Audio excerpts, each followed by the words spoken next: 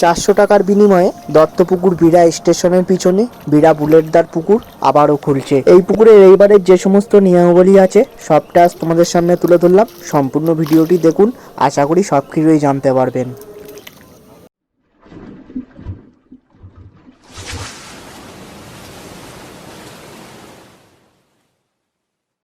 বন্ধুরা, আজ যে পুকুরের ভিডিওটি দেখছো এটি দত্তপুকুর বিড়া স্টেশনের পিছনেই বিড়া বুলেটদার পুকুর, উত্তর 24 পরগনা।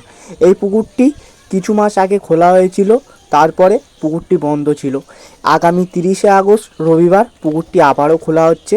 এবারের এই পুকুরের টিকিট মূল্য করা হয়েছে 400 টাকা করে। 400 টাকার বিনিময়ে আপনি একটি করে হাত ছিপ ফেলতে পারবেন ও 2 কাটা বসি আপনি ব্যবহার করতে পারবেন। পুকুরে আপনি 4 মশলা করতে পারবেন। টোপ হিসাবে সব রকম টোপই আপনি এই পুকুরে ফেলতে পারবেন।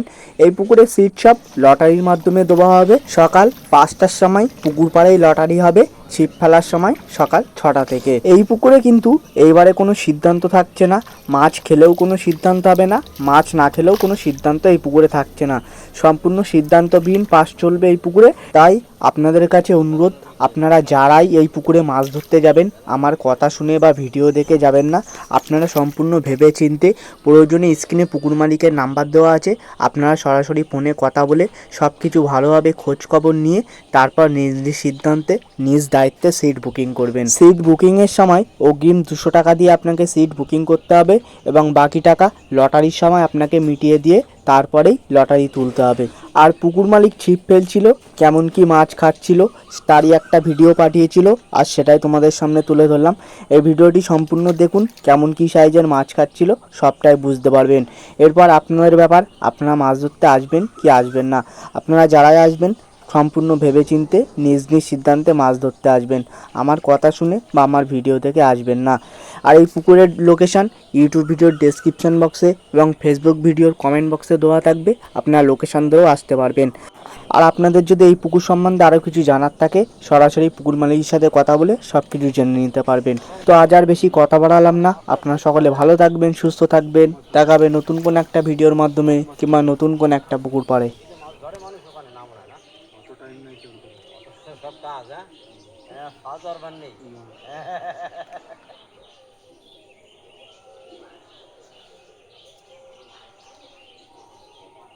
यही मच्छी पकड़ रहा है और इसी को छोड़ रहा है।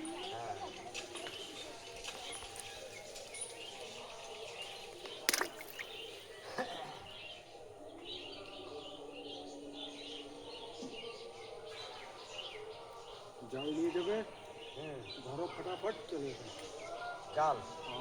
अच्छा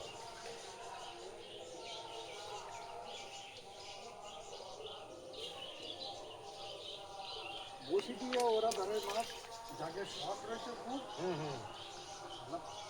খালি মাছ ধরতে হবে, খাল চায় না খাও ওর সাথে মাইনে রাখে না। ওরা ওই সব মানুষ হলো বসি দিয়ে মাছ, আজকে কোনো কাম কাজ নেই, বসি নিয়ে দিয়ে সেই বলতেছি বসি টসি ওদিকে লোকে সব তাহলে 100-র মধ্যে 2-1 জন মিলবে যে বসি দিয়ে মাছ ধরবে। আচ্ছা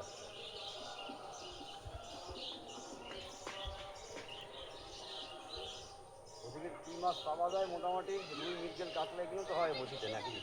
সব মেলে। চলতি নদী না, এরকম তালাক তালাক তো যার রয়েছে সে তো নিজের প্যাক করা থাকে। আর চলতি নদীতে যা মুরগি, হ্যাঁ নদীর কথা বলতেছি। হ্যাঁ নদীতে কি নদীতে বসি বলি কেউ কিছু বলে না, তাই তো?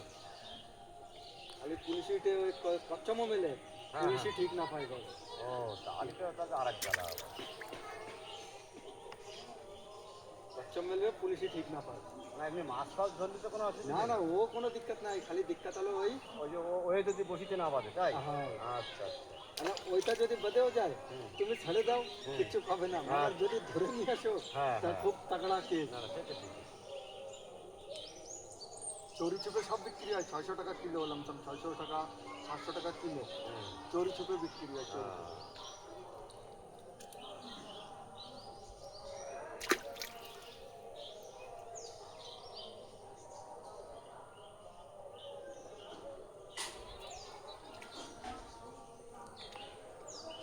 এটি এই যে ধরে ছেড়ে দিচ্ছ, এটি কি হবে?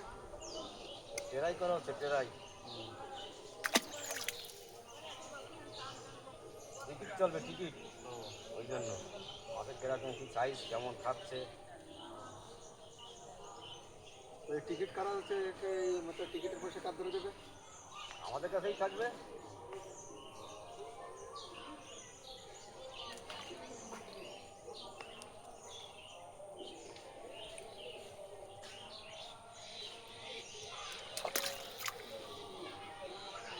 এইবারে কেউ নিয়ে চালাম, ঠিক আছে। টিকিট যদি কাটে তো এই মাছি তো নিয়ে চলে যাবে ওরা। যা পাবে। এর ফায়দা কী হবে? ওই যে তালাবালা পয়সা বসুলই যায়।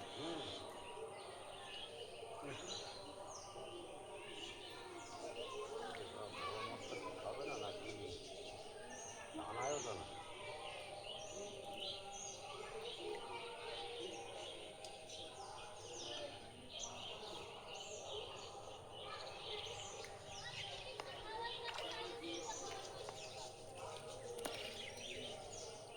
আর আমাদের ওই সাইডে নদীতে